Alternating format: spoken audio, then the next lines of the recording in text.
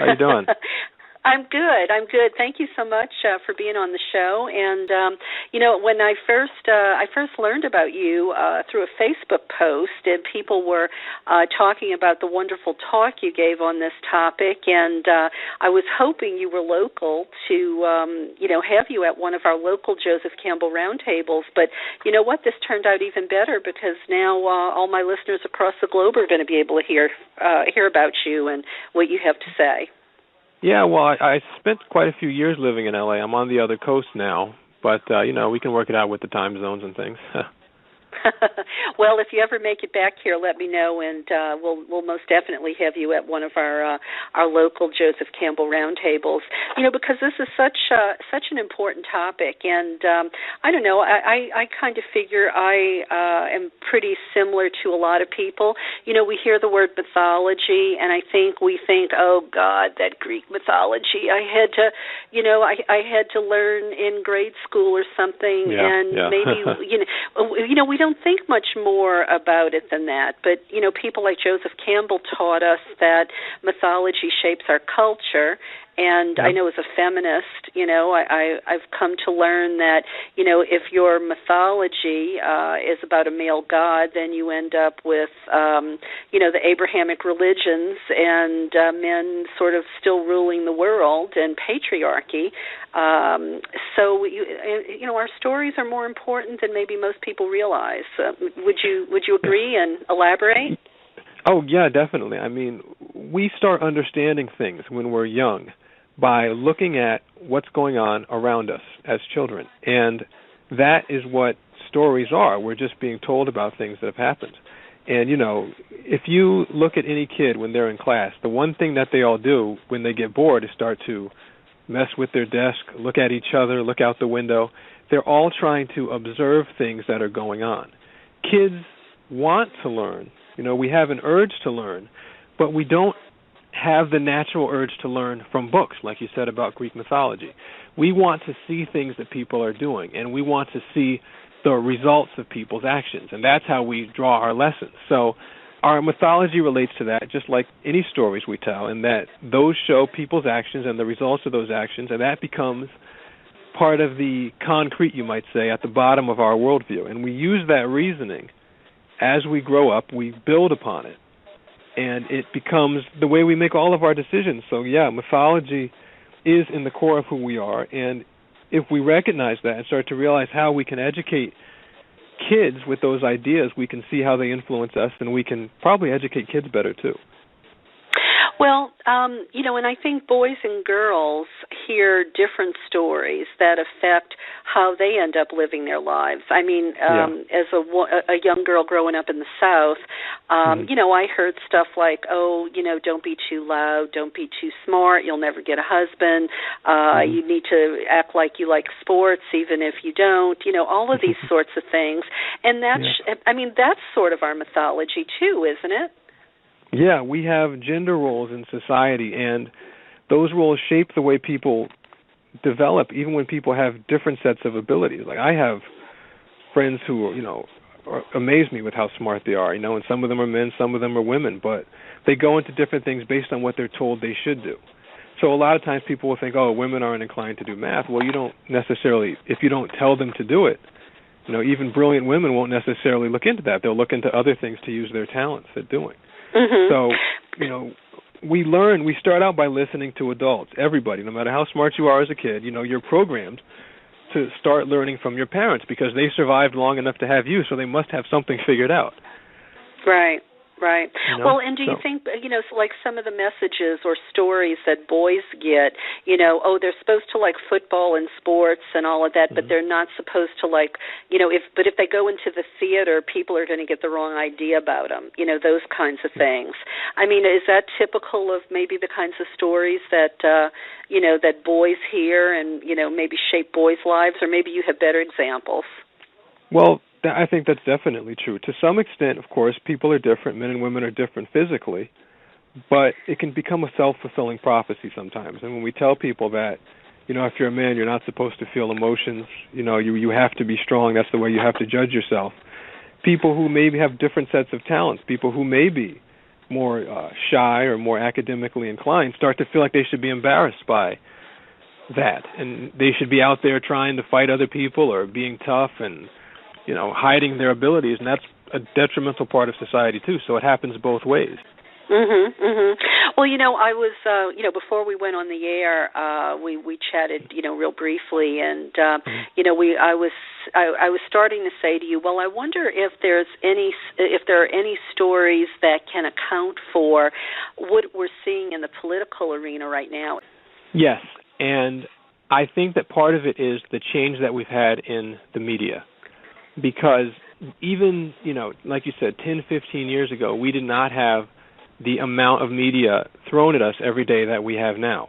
We can get news channels on TV, they're 24-hour news, combined with news websites, news feeds on Facebook, news coming to you in email everywhere. And that competition amongst the media sources starts to create a sort of natural selection where the things that get the most attention are the things that survive. And so we get this process where it doesn't necessarily become about whatever it is that the ideal is, where we're supposed to tell the truth, no matter what your political persuasion is. It becomes about what gets ratings or what gets clicks. And so you start to see journalism through this process become more about what's going to be interesting and stimulating to people and less about what journalism was, in theory supposed to be. I went to journalism school where you inform people about the important things that are going on. So the people who take that ideal are actually naturally selected out because they're going to be outperformed by the people who purely go for ratings. So we end up getting things like these political debates where the moderators are mostly interested in making the debate entertaining. So we have much more emphasis on conflict than we do on substance, which is what we all, at least in theory, should be interested in. And a lot of times the candidates, the smart candidates, who, whether they like it or not, are going to have to play the same game, end up focusing on what people find interesting. So the candidates who say the most controversial things, even if they're not necessarily substantive things, are the ones who get the most coverage. People see their names the most. And one of our instincts is to think that if somebody is prominent in our minds, that means they have a certain quality and that they should necessarily be a leader or somebody who we look at. So the mere act of getting in the news and saying controversial things and getting ratings and appearing in the news stories helps somebody's political stature. So you can have somebody who may or may not know a lot about politics. I don't want to, pontificate about it, but as long as they are trained in how to relate to the media and how to be entertaining, they're going to succeed in terms of leading the votes, at least for now. Maybe over time that'll change, but I think that's what's going on. So, what does that say about the public out there, that they're so easily, I guess, led by their nose, that they're valuing such shallow performance. It's unless, I don't know. I'm afraid to buy into the idea that they're just all watching it the same way I'm watching it because it's a circus act. But I think some of them don't think it's a circus act. I think some of them are taking this all seriously and, believe these guys are qualified, believe these guys have their best interest at heart. And I don't know. I guess I'm just wondering what has happened to, citizens, Americans' ability to critically think and discern what they should really be concerned about and, not fall prey to this reality TV, which is what it seems to actually be, another version of reality television. Well, it's very difficult because the way the political system, at least as far as I know, is set up is that politicians don't really benefit from telling you what they really think. Because if you tell somebody what you really think and you're wrong, then you're going to lose an election to somebody who never gave you an answer in the first place, because that person might be right, but nobody knows. But you've been proven to be wrong. So we have that same natural selection process whereby the politicians who care the most about the issues, whoever they may be, will disappear because they're always going to lose out to the person who won't answer the question or who tries to give an appearance that they're answering the question, but instead is just kind of vague. So as the public, we probably focus on the entertaining things because it's difficult for us to find real answers by design. So maybe that's more a result of a flaw in our political system. I don't want to say that I know how to fix it or anything like that, but just from the way people act and that little aspect of, I think we can get a little clue about some of that difficulty. And there's the idea of rational ignorance, where we each have different things we have to deal with in our lives, and we can only devote so much time to other things. So, to understand things like economics or foreign policy or what's going on in the world, we'd have to take time out of doing our jobs and helping our families and those important things. And it's just a situation where we get diminishing returns, and we only have a certain amount of time to pay attention. And those issues are purposefully concealed in some ways by the same dynamics in the political system. So we can't necessarily get the knowledge that we need in the time we have available. So we end up using these sort of shortcuts, which is one of the reasons why I think there are two political parties, just so that we get a baseline idea of where people stand. And we rely on those to kind of make decisions, and that kind of makes people prey to not necessarily being able to pay so much attention. So you see people get interviewed and not know which candidate stands for what and things like that. But it's a difficult situation. I'm not sure how we could fix it in any kind of short-term solution. Right. Well, now you said you were a journalism student, and so maybe you know this answer. When did all of this shift, in the media? And, and I don't want to talk about the media all night. This will be my last media question. I want to, get into some of this other stuff. But I think you may be able to answer this question. When did things shift to news started to become entertainment rather than there being this firewall between what was real news and, and basically there not being any truth in advertising anymore, or there not being, news outlets are not obligated to say unbiased truth like I think they had to do in the days of Walter Cronkite.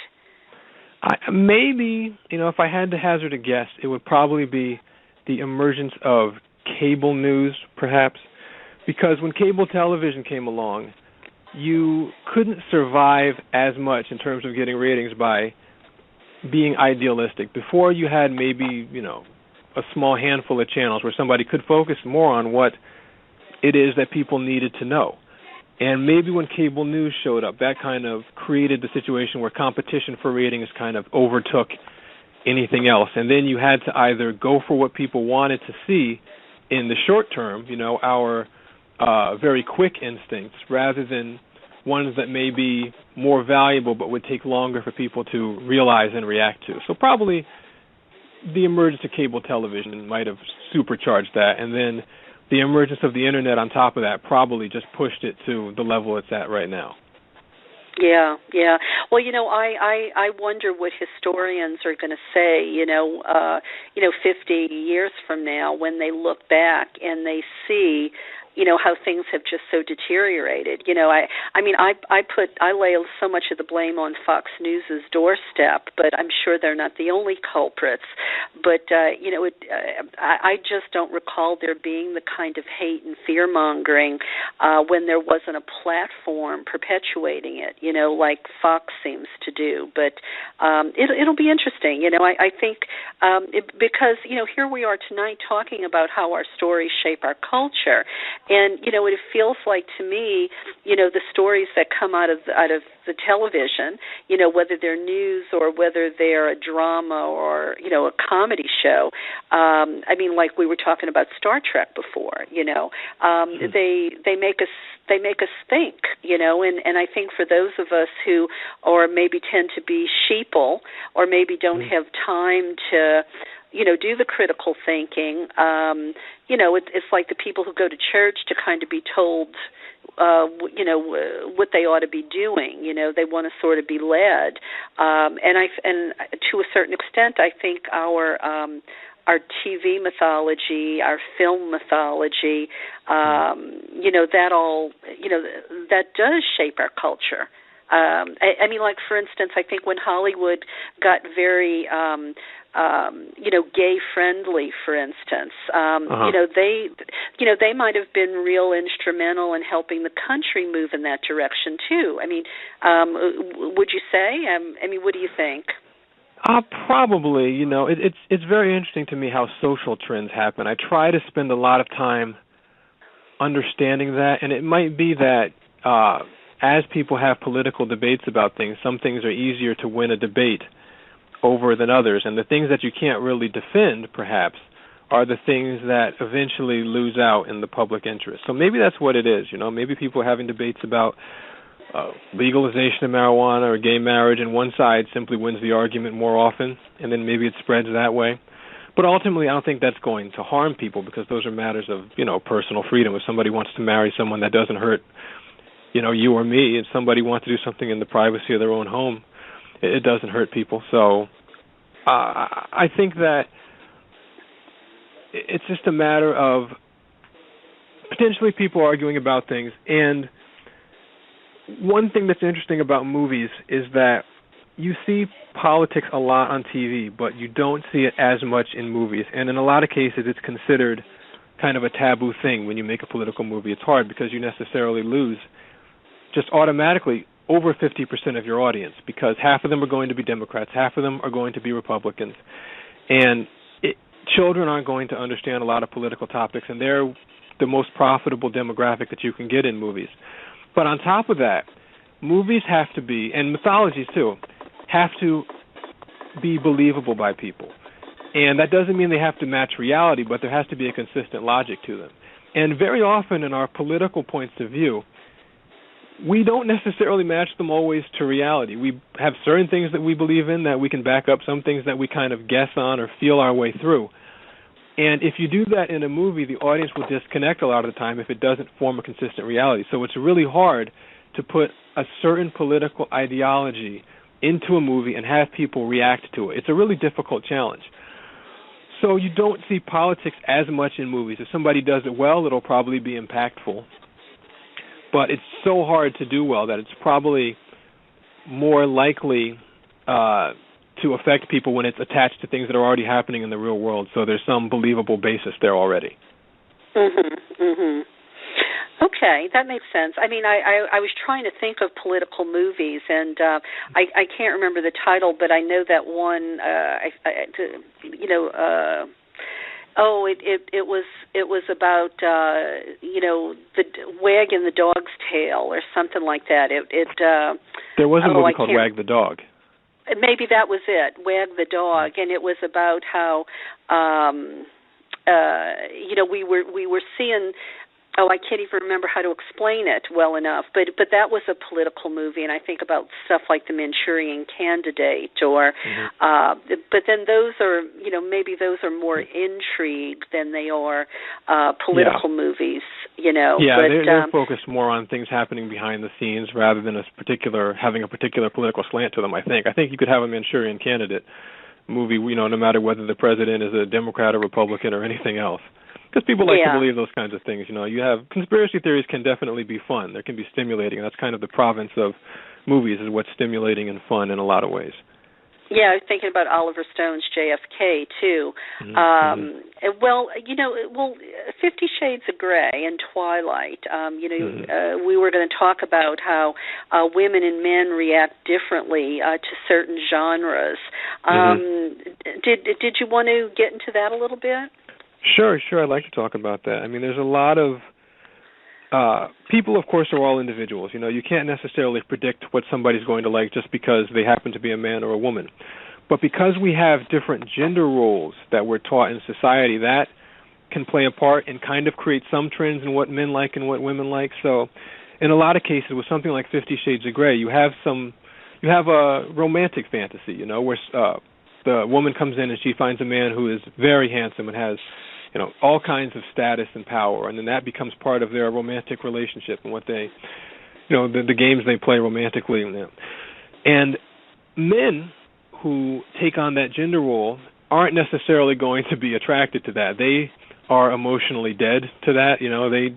It depends how they are attracted to the romantic person in the movie. And when a movie, this is the kind of shortcut you can use. When a movie is targeted at men, the male character will usually be boring. It's the female character that will be odd or interesting. Whereas if the movie's targeted at women, the female main character will be very plain, whereas the man will be the one who's really interesting, because you're supposed to take on the same romantic interest in the character, the love interest character, that the main character in the movie does. So with 50 Shades of Grey, you have this phenomenon where women, not all women of course, but a lot of women really like it, and it's a very stimulating fantasy to them. I don't think there's anything necessarily wrong with that. But most men don't, so you'll see people say, I don't understand why that movie's so successful, that movie's terrible. But yes, it's bad to you if you don't get the romantic fantasy of it, because all you see is dialogue that may not be good, scenarios that may not be believable, but bad dialogue and unbelievable scenarios don't necessarily make for a bad movie. There's other things that can make a movie good too. These things kind of layer together. So you'll see people complain about 50 Shades of Grey. Very often it'll be men, while people on the other side won't necessarily defend it because they don't feel like arguing, but they'll just quietly buy a ticket and the movie will gross a ton of money. And that, to me, is an interesting clue into how our minds work, where people are stimulated by different things, but we don't necessarily realize it. And we project, I think they call it the typical mind fallacy. They project their set of emotions onto everyone else, and it creates a sort of confusion between us, which causes a lot of disagreements and arguments. But I think if people start to broaden their perspectives a little bit, or we all broaden our perspectives a little bit, we can kind of relate better, and that kind of gives us a good clue to how that works, I think. Twilight's the same way. Well, all right, so let's look at, say, for instance, I can see where 50 Shades of Grey and Twilight might be more a woman's movie, especially maybe 50 Shades of Grey, because I can see where some men might not want to go see it, because how could they possibly feel anything but... They're for different age groups, by the way, yeah. 50 Shades of Grey is definitely for an older demographic than Twilight. Well, yes, absolutely. Yeah. And I'm thinking, do men want to go see a movie where they can never be that man? They'll never be that rich, they'll never be that powerful. They just sort of come out feeling maybe emasculated, That's a great point. Think, I'll never get a woman if this is what women want, Yeah. Twilight. I'll tell you something. As a man, you're never supposed to say those things. You're always supposed to be stoic or strong, but the world that movies present to you and the way it affects your ego has a huge effect on how much you like the movie. So I made a video about this. I call it Kaufman's Folly, where if a movie shows you a world where everything is better than your own world, you're going to have a revulsion to it, a reaction of revulsion to the movie, where you can either accept it and feel bad about yourself, have it kind of mess with your head a little bit, you can reject it and get angry, or you can kind of not take the movie seriously where you won't enjoy it as much. So, yeah, what you said is absolutely true. If I'm a guy watching 50 Shades of Grey and I see a handsome billionaire who does all these things that I can never necessarily do in reality, Even if I might consider myself handsome, I don't have $1 billion. If I had $1 billion, in a lot of cases I might be somebody who's not so handsome and clever. You can't have all those things at the same time. So that unrealistic reality kind of makes people reject things. But, yeah, go ahead with what you were saying. So I'm looking at so then Twilight. I can see where it would appeal to women because of the love story aspect. Although maybe they've put some action and some fight scenes in it, and the vampire theme for the men. I mean, there is something there for the guys too. But would you say Twilight is definitely more for women than guys? Yeah, I would definitely say that. And I haven't seen all of Twilight. I've seen a little bit of it. And when I saw it, I just laughed because that movie is so, like I said, it can be the writing, the dialogue can be cheesy, but that movie is so well made as a fantasy for what I think appeals to young girls that it's crazy. And, people think that, a romantic fantasy is only about sex, and like you go to certain channels at night and then you see sex on TV and that's what it's about. People react to different things, Movies that are made just to stimulate you can be romantic movies. You can have a movie like Twilight that is made to stimulate you in the same way that, a movie that just has sex would be there to stimulate you, but it stimulates your romantic instincts rather than your sexual ones. And that's what I think happens in Twilight. And Twilight is so good in the way it's set up to stimulate people in that way, that even if the dialogue is cheesy, I think that the action scenes in them probably function to establish the male characters as being especially strong and virile men to make them more attractive to the viewers, probably more so than men. Because, these scenes can do different things. It depends on the way you set them up. Because I know in the beginning of Twilight, one of the ways that Bella discovers that Edward is a vampire, that he's not a normal person, is that I think he saves her from being hit by a car. I'm not specifically sure. But I know there's a scene where something's about to hit her. He stops it, with, I think, super speed or strength. And he's standing there holding it back with his arm, looking in her eyes.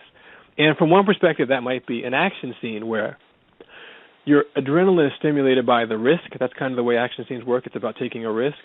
But I think the power of that scene is that it shows that he's a superpowered protector. And that male role of being able to protect the female, in a lot of cases, is very, very attractive. And I think the fact that he does it and then looks into her eyes kind of makes it really clear that that's the way that scene functions. And I think a lot of the other things in the movie happen the same way. Well, and there's that old story creeping up again. The sort of the old-fashioned story that the mythology that women are fed, that you need a man to take care of you too. Yes, yeah. Well, and I'm sure Edward got that role strictly. I mean, as soon as they saw his eyes, they, he had the role. It didn't matter if he could utter a word. I think he got it based on his eyes. But let's sort of break down a different type movie, like for instance the 007 movies, the James Bond movies. How are those different? How are those appealing to either the men or women? Sure. Like I said, I think that action movies work by stimulating the adrenaline through risk.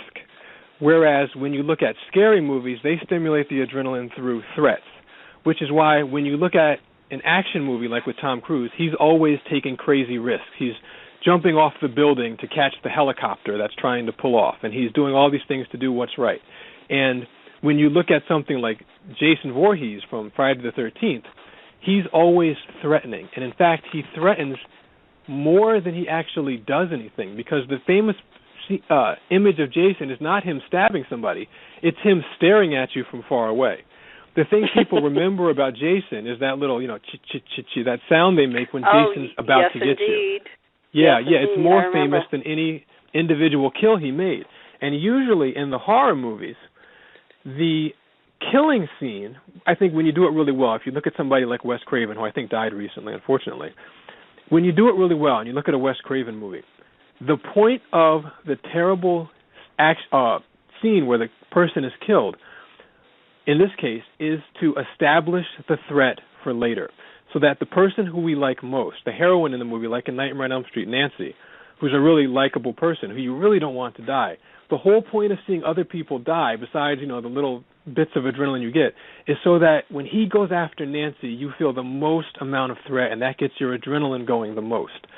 Whereas in an action scene, the whole point of it is to show how strong an alpha male the man is by showing that he will take any risk necessary to do what's right. That's how strong he is, and that's how confident he is, that he will jump out of a building to land on, a helicopter that's about to take off, catch it with one hand, keep his machine gun in his other hand and get people, because he's so strong and he's so trained that he does that, and it makes him look like a superhero because he's super capable and he's super confident, and that becomes a sort of fantasy for men. We project ourselves into it. If it's smart, then the guy will have some weaknesses too, so it doesn't become like a situation where the thing's better than us and makes us feel bad. And that is kind of what gets us going about that. That shows the difference, but it shows that in that way, we get different emotional things out of moments that in a lot of cases look similar. And action movies play a different role in the way they stimulate us like that, if that makes sense. Well, and I remember seeing a documentary, too, about these slasher-type movies, and they were talking about it's always the kids who were caught having sex. They're going to die, because that's sending the message that sex is a bad thing and this is your punishment. Is there any truth to that? Yes, absolutely.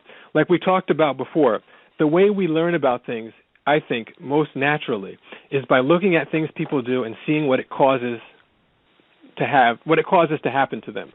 So when we watch those movies, the people who get killed by Jason or Freddy or whoever, they generally, I think when it's done real well, will be somebody who did something that you shouldn't do, so that people don't feel like it's a real moment where they're really depressed. It's supposed to have some sort of relief to it, so the movie ultimately feels good to you. And that's why you'll see kids out skinny dipping in Crystal Lake, and then they're the ones who you'll see Jason threatening. And you'll see people, staying up, popping pills to stay up when they shouldn't be messing around with drugs, and that makes Freddy come after them. So that stimulates our moral sense, and that we see people doing things that we don't think people should do, and that causes them to become a victim. And you see how things kind of layer together, because you get that effect in those scenes, and then that also, like we said, builds up the threat. It shows you how dangerous Freddy and Jason are, so that when Nancy, who never does anything wrong, is home alone, and all of a sudden Freddy comes for her, we're like, no, don't get her. She didn't do anything wrong. Leave her alone. And that gets us going, too. But, yeah, it's just like you said. That's part of how stories shape us and who we are. And when they're done really well, they, along the way, have those lessons that either teach us something if we're really young and we're still learning these things, or confirm what we already know if we're older, and both of those things feel good for us. Okay, we'll talk a little bit about the ancient myths, like unicorns from rhinoceri, for instance. Yeah, how the myths form, at least what I think. Yeah, when we go forward with myths, I think that we are in a situation where we don't have the same perspective on the past that we have on our own situation. And it creates a sort of nostalgia effect where we look back at things and we think, there was a simpler time, that was a simpler time where we had better entertainment and so on. But it's not necessarily the case, because when we look back, we don't see all the boring parts of what life was like at a certain time, We'll think, in the Middle Ages everybody was a knight and they were all fighting, all these wars, and everything was really interesting. But most people were farmers and peasants, and you just don't hear about that because it wasn't interesting. Similarly, in our lives now, we have a lot of mundane things that we don't notice, and our stories, the things that happen to us, aren't as interesting. But what happens is there are some interesting things that happen, and we tell other people about them. And as those stories are retold, we naturally edit them a little bit, and over time they become more and more interesting, and they reflect reality a little bit less. And that's how I think myths are formed. So you take someone like Marco Polo, who traveled all around the world, and I believe he's credited with spreading the idea of the unicorn. But when people look at his descriptions, you can see that it seemed quite clearly, based on where he was in the world and what he was saying, that he was actually talking about a rhinoceros. And people didn't know what a rhinoceros was, so they described it as being like a horse. And they kind of added little details about it to make it more interesting, like how unicorns have magic powers and their horns have special properties and those kinds of things. And you can see the same thing with something like St. George, who's credited with killing a dragon. And St. George, if you look at the way that myth functioned, it's really obvious that St. George killed a crocodile. You can look at the paintings from around that time, and you see that the dragon, so to speak, is about the size of a crocodile, has 4 legs, doesn't even have wings in a lot of cases, and is jumping up, reaching up for the horse, and St. George is stabbing down at it with his lance or his sword, whatever he has in his hand. And if you look at the region where it happened, where he went, I think it was in North Africa, and that region is known to have lots of crocodiles. And the dragon in question lived in a lake near the town and would terrorize the people who would try to leave the town and go by that area. And, as far as I know, most dragons tend to live in caves. They tend to fly, those kinds of things. And that's where I think the myth went eventually, as it was exaggerated. Yeah. But, think dragons don't live in a lake. He would be aiming up, too, with the sword. Yes. Well, there was one movie that came out not that long ago. I don't know if many people saw it. I don't think it got really good ratings. It was with Antonio Banderas, called The 13th Warrior. And when I got out of the movie, I told my husband, I said, you know what, that movie shows you perfectly how myths are created, because these people who lived in the village thought a fire-breathing dragon lived up at the top of the hill. And what it turned out was, what they were actually seeing was when these warriors would come from the top of the hill at night with their torches, and they would, take this, this circuitous route down the hill, with these curves that would go back and forth. It was really humans carrying torches, but they saw it from afar, and they imagined that it was a fire-breathing dragon. And you could imagine that happening at a time when people were simple, and that could have easily become the myth, but it had no basis in fact. Well, tell me a little bit about femininity in movies, how it could be emphasized and misunderstood. I think my listeners would probably be interested in that. Sure.